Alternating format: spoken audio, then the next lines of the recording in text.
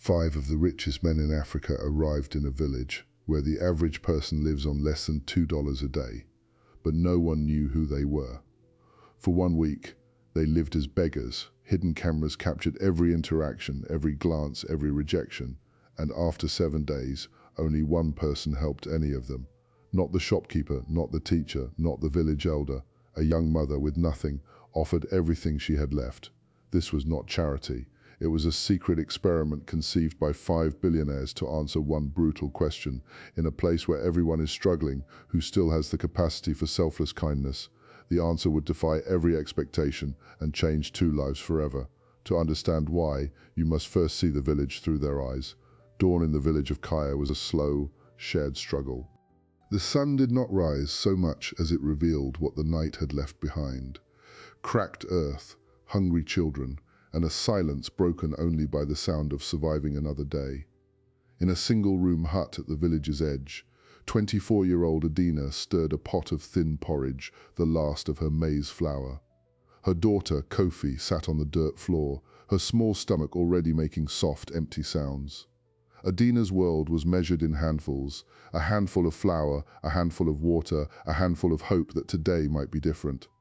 Her husband had left 2 years prior, chasing rumors of work in the city. The silence that followed was his only reply. Meanwhile, in a luxury hotel suite 200 kilometers away, 5 men watched satellite footage of that same village on a large screen. They were architects of industries: cement, telecom, mining, banking, and logistics. Combined, their net worth exceeded $30 billion. Yet they were haunted by a shared, unspoken doubt. Aliko, the eldest, posed the question that had brought them there. We move markets, we build nations, but do we still understand the people we say we are building for? This was not a philosophical retreat. It was an operation. Their plan was simple, audacious, and cruel in its design. For 1 week they would strip themselves of every symbol of power. No assistants, no suits, no security. They would enter Kaya separately, disguised as destitute, aging beggars. Hidden cameras, discreetly placed throughout the village by our advanced team, would capture every interaction. The goal was not to give, but to receive. To see who, in a place of profound scarcity, would still offer a portion of their nothing. The rules were strict.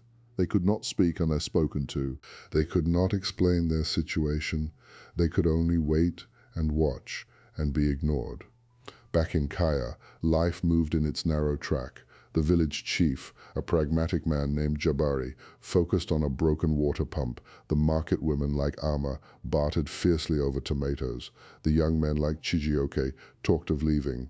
Adina was invisible to them all. She spent her days foraging for firewood at the tree line, a dangerous walk that took hours, and mending clothes for others in exchange for a few coins or a yam. Her poverty was a quiet, isolating force. She had learned that to ask for help was to be reminded of your worth. On Monday, the experiment began. The first beggar, a man who controlled a network of ports, took his position near the dried-up community. Well, his clothes were deliberately stained, his posture defeated. Villagers passed. Some glanced with pity, most with irritation. A woman selling peanuts shooed him away. "You will scare my customers," she said. By Tuesday, all 5 billionaires were in place, scattered like human tests of conscience. The market vendor, Amma, threw a rotten mango at the feet of the telecom mogul, not as an offering, but to move him from her stall. "Do not block my luck," she snapped. The cameras recorded it all: the averted eyes, the muttered insults, the children who threw stones. The data streamed back to the hotel, painting a stark picture of indifference. By Thursday, the men were not just acting hunger, they were feeling it. Their bodies ached from sleeping on the ground. Their spirits faltered under the weight of being unwanted. The mining tycoon, a man used to commanding thousands, felt a hollow terror as a stray dog growled at him over a scrap of bread. They had unlocked a door to a world they could not control. Adina saw them. She saw the old man by the well shivering in the morning chill. She saw the one near the school, his hand trembling as he reached for a discarded water sachet. A memory surfaced, sharp and painful, her own grandfather abandoned and alone in his final days. Her heart ached with a familiar empathy, but her mind fought back. She had 1 meal left. To share it was to condemn her own child. The internal war raged silently within her for 2 days. Then on the seventh day, as the sun reached its peak and the village retreated into the shade, Adina made her choice. She had just collected her meager payment for a day's mending, a single, small tilapia fish. It was Kofi's dinner. She looked at the telecom mogul, who was leaning against a wall, his eyes closed against the relentless heat. He looked like a man who had given up. Without another thought, Adina walked toward him. She knelt, broke the fish in two, and placed the larger half in his hands. "Eat, grandfather," she whispered. "No one should face God on an empty stomach." At that exact moment, in the hotel war room, the 5 billionaires watched the live feed in stunned silence. The experiment was over. They had their answer, and it was not at all what they had expected. For a long moment, the only sound in the war room was the hum of the servers. Then Aliko, the cement billionaire, leaned forward, his eyes fixed on the screen, showing Adina walking back to her hut. "We found her," he said quietly. "Now we must not break her." The operation shifted instantly from observation to extraction. A command was issued over secure lines. All 5 men were to be retrieved immediately. Within the hour, a fleet of unmarked, rugged vehicles was converging on Kaya from different directions. The experiment was over. The real test was about to begin. Back in the village, Adina felt a strange mix of peace and panic. The act of giving had lightened her spirit, but the sight of her daughter eating only half a fish filled her with a sharp maternal dread. She had no plan for tomorrow. As she put Kofi to sleep that evening, she whispered promises of a better meal, promises she had no way to keep. She did not know that the old man she had fed was, at that very moment, being helped into one of the vehicles, his ragged clothes exchanged for a crisp linen shirt, his posture straightening into one of command. The other 4 billionaires were collected from their posts. The port magnate, brushed off by the village chief, was now reviewing logistics plans on a tablet. The banker, who had been cursed at by the market women, was on a satellite phone authorizing a fund transfer. Their transformation was swift and total, a return to a reality where their smallest whim altered destinies. Yet each man carried with him the visceral memory of being invisible, of being less than human in the eyes of Kaya. That memory was the catalyst for what came next. Their plan was simple in ambition, complex in execution. They would reveal themselves to the entire village, but the revelation would be for Adina. At dawn, the village square, usually a dusty expanse where children played, was transformed. A stage was erected overnight, generators hummed, powering lights and a sound system. A convoy of 15 vehicles rolled in, kicking up a plume of dust that caught the morning sun. The noise brought every villager running. Confusion turned to awe, then to fear. Who were these people? Soldiers, government officials? Had someone committed a terrible crime? Chief Jabari pushed to the front, his face a mask of nervous authority. "What is the meaning of this?" he demanded. From the lead vehicle stepped the 5 men, but they were unrecognizable. Clean-shaven, dressed in elegant, simple traditional attire, they moved with an aura of absolute power. The villagers stared, their minds struggling to reconcile these titans with the broken beggars they had ignored or scorned for a week. Then the telecom mogul, the one Adina had fed, stepped to the microphone. His voice, once a weak whisper, now boomed across the square. "People of Kaya," he began, "for 7 days we lived among you. We came as beggars, as the least among you, to see the heart of this community." A murmur of disbelief rippled through the crowd. He continued, his gaze sweeping over the faces of the market vendor, the young men, the chief. "You saw us hungry, and you gave no food. You saw us thirsty, and you gave no water. You saw us as a nuisance, and you moved us along." The accusations hung in the air, silencing the murmurs. Guilt and shock painted the villagers' faces. The market woman, Amma, who had thrown the mango, took a step back, her hand over her mouth. "Only one person saw us as human." The mogul's voice softened, just slightly. Only one person, who had almost nothing, offered everything she had. He turned, and his eyes, along with those of the entire village, found Adina. She stood at the edge of the crowd, clutching Kofi, frozen in terror. She thought she was in trouble. She thought her single foolish act of kindness had brought this army down upon them all. 2 security personnel, not in uniform but in simple clothes, gently guided her and her daughter through the parted crowd. Every step felt like a walk to judgment. She stood before the stage, small and trembling. The billionaire looked down at her, and his stern expression melted away. You told me no one should face God on an empty stomach, he said, his voice now carrying a profound warmth. You did not know me. You owed me nothing, yet you gave your last food. You saw a man, not a problem. He knelt at the edge of the stage, bringing himself to her level. We are not beggars. My name is Chuma, and these are my brothers Aliko, Femi, Sekou, and Joseph. We have built companies and cities, but you, Adina, you have shown us something we had forgotten how to build: humanity. He reached out his hand, and it was not money, but a simple polished stone. This is a token, a promise. He stood and addressed the village again, but his words were for her. Your life changes today, not because we are rich, but because you are good. We will build you a new home. Here, in your village, we will ensure your daughter receives the finest education, anywhere in the world she wishes to go. A trust fund will be established in your name, providing an income for life, for you and for generations of your family. The list of blessings continued: a new health clinic for the village, a deep bore well with clean water, a scholarship fund for every child in Kaya. The village erupted, not in cheers at first, but in a roar of pure, stunned chaos. People cried, shouted, fell to their knees. Some rushed toward Adina to congratulate her. Others turned on each other with recriminations. I told you we should help that old man.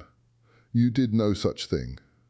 Chief Jabari stood immobilized, his authority rendered meaningless by the sheer scale of the fortune that had just descended upon his poorest subject. The social fabric of Kaya, woven from shared struggle, was torn in an instant. Adina did not hear the details.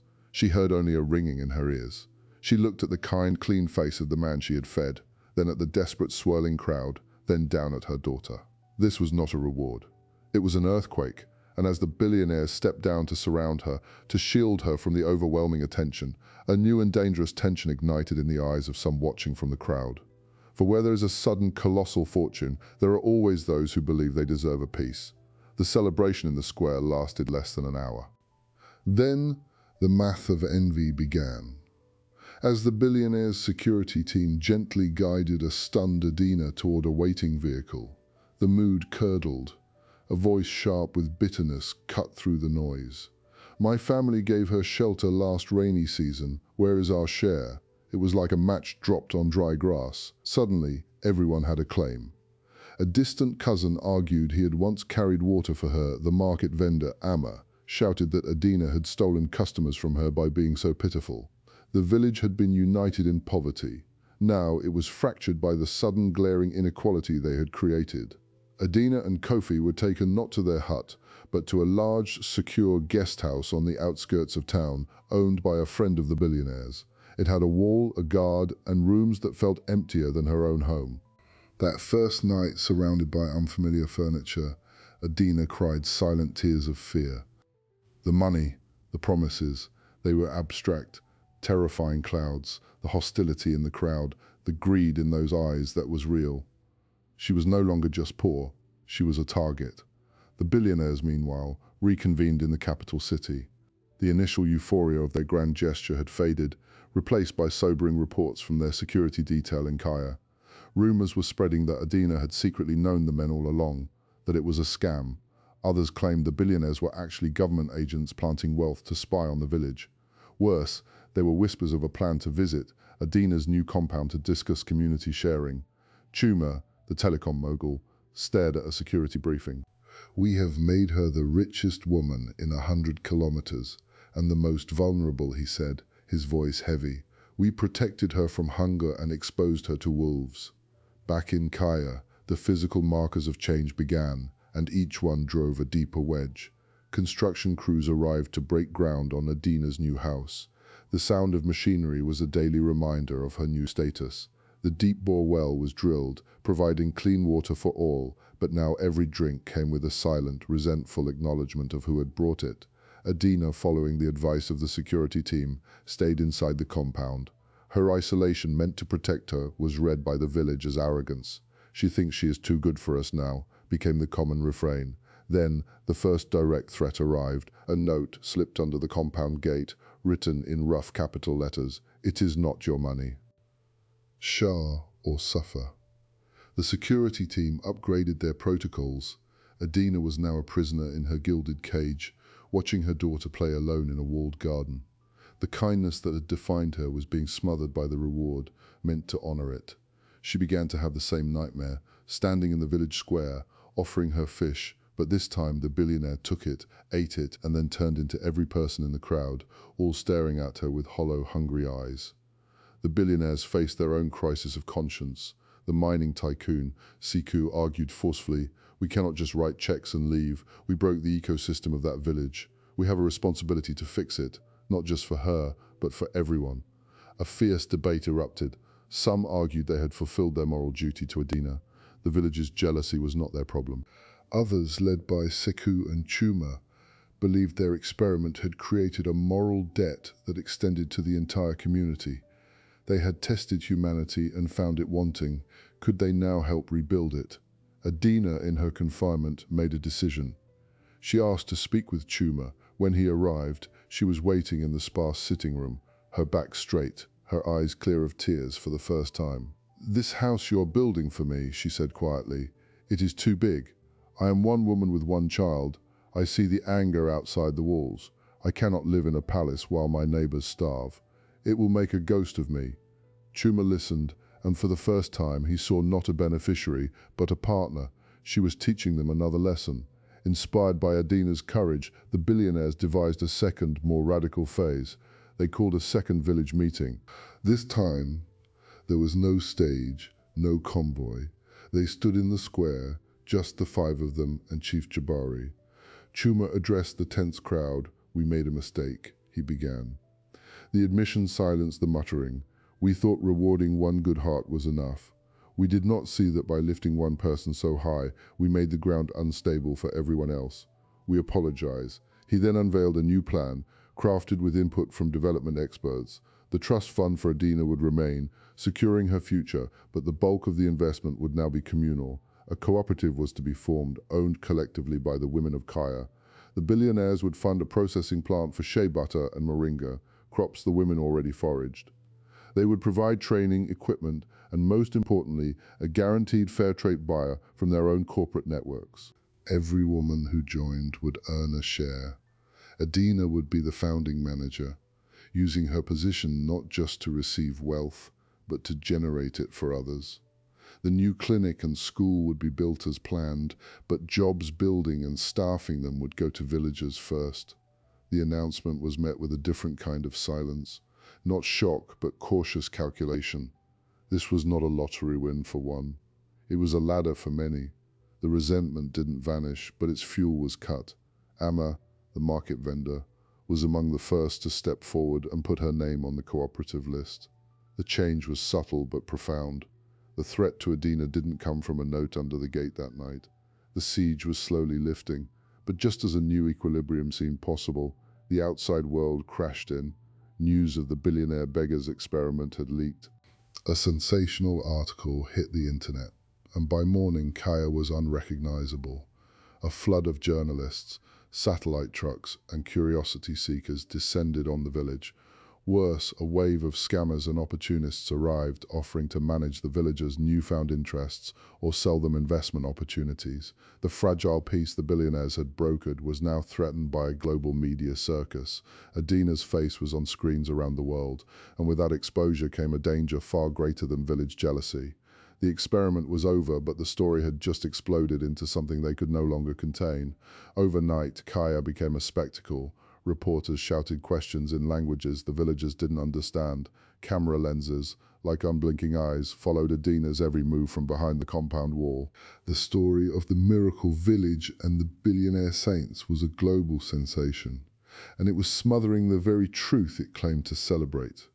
The cooperative meeting was interrupted by a drone buzzing overhead. Children were offered candy for interviews. The fragile trust that had begun to form was now strained by performance and suspicion. Adina felt a new kind of fear. She was no longer just a woman who had shared a fish. She was a character in a story she did not control. The billionaires saw the disaster unfolding in real time on news channels across the continent. Their private experiment was now public property, and it was being distorted. Some outlets painted them as cynical manipulators, others as naive fools. The narrative was spinning away from the core fact of Adina's kindness, turning it into a reality TV show. Chuma called an emergency meeting. "We created this monster," he said. "We have to put it on a leash, or it will eat her alive." They decided on a counterintuitive strategy: full transparency. They would host one organized press conference on their terms in the village square. They returned to Kaya, this time with a clear purpose.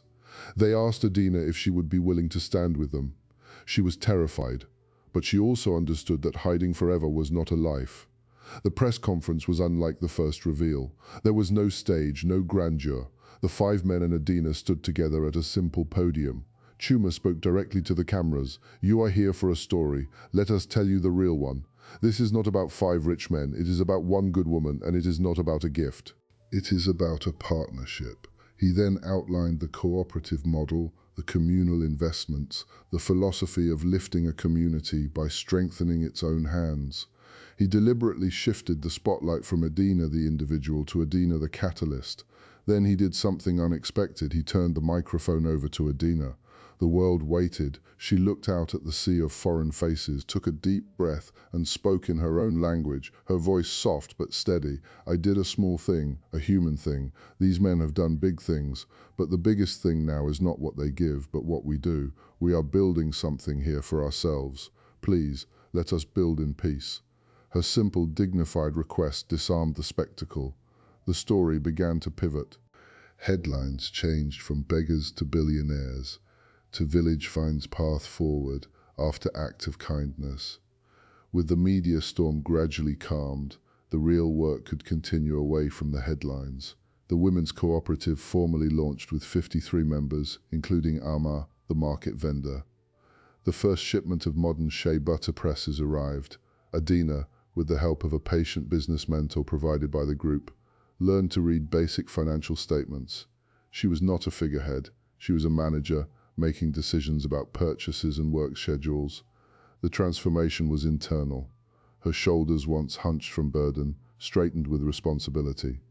Kofi started at the new village school, her notebooks filled with drawings that were no longer just of hunger, but of houses and trees and suns. A year passed. The change in Kaya was visible. But it was not a fairy tale. There were disputes in the cooperative. Some men resented the economic power shifting to the women. The new wealth created new tensions, but it also created new solutions. The village now had a clinic, so a child's fever didn't mean a deadly journey. The school had a library.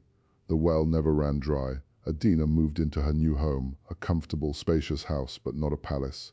It had a guest room that was rarely empty, as she often took in sick children from the clinic whose families lived too far away. Her kindness, once a scarce resource, had become her economy. The billionaires did not disappear. They became silent partners. Their foundation provided ongoing market access and business coaching, but the weekly calls with Chuma became monthly, then quarterly. The goal, as Sekou had insisted, was to make themselves obsolete. The final surprising detail came not from them, but from Adina's own initiative. Using a portion of the income from her personal trust, she quietly established a small emergency fund. It was not for business, it was for crises: a family's hut burning down, a sudden funeral expense, a medical bill the clinic couldn't cover. She called it the Fish Fund, and its board was made up of the eldest women in the cooperative. The first act of giving had multiplied, creating a system of care that was both modern and deeply traditional. On the anniversary of the day she shared the fish, Adina stood at the door of the new processing facility. The air smelled of shea nuts and possibility. Women were working, laughing, arguing over quality control. Her daughter ran up to her, clutching a school book. Adina looked at the village, no longer just a place of survival, but a place of future. The billionaires had given her security, but she and the women beside her had built something more valuable: agency. The five men, watching a final report from their foundation director, knew the experiment was complete. They had sought to understand kindness and had been schooled in its complex, demanding, and magnificent aftermath. They had learned that virtue rewarded is not an ending, but a terrifying, beautiful beginning. And as for the question that started it all in a place of scarcity, who still has the capacity for selfless kindness? The answer was no longer just one woman, it was the ripple she created. So what does this story leave us with? A truth both simple and profound. Our humanity is not defined by what we possess, but by what we are willing to give when it costs us the most. 5 billionaires discovered that their power could build towers, but only a single act of selfless kindness could build a bridge back to what matters. And a woman with nothing but a fish taught a village, and the world that the smallest light is most visible in the deepest dark. This experiment asked a brutal question, and the answer was not what anyone expected. It revealed the harshness that scarcity can breed, but more importantly, it revealed the resilient, quiet courage that can exist within it. Adina's story is not about a magical reward. It is a map showing that true change begins not with a grand gesture from above, but with a humble choice from within. And so now the question turns to you. If you were in that village, which person would you have been? The one who looked away, guarding your little, or the one who reached out, sharing your less? The world is filled with invisible tests of character every single day. Tell me in the comments, where are you watching from right now? And what is one small act of kindness you have given or received that changed something? If this story reminded you of the power we all hold, don't forget to like, share, and subscribe, because sometimes the most extraordinary lessons come from the most ordinary courage.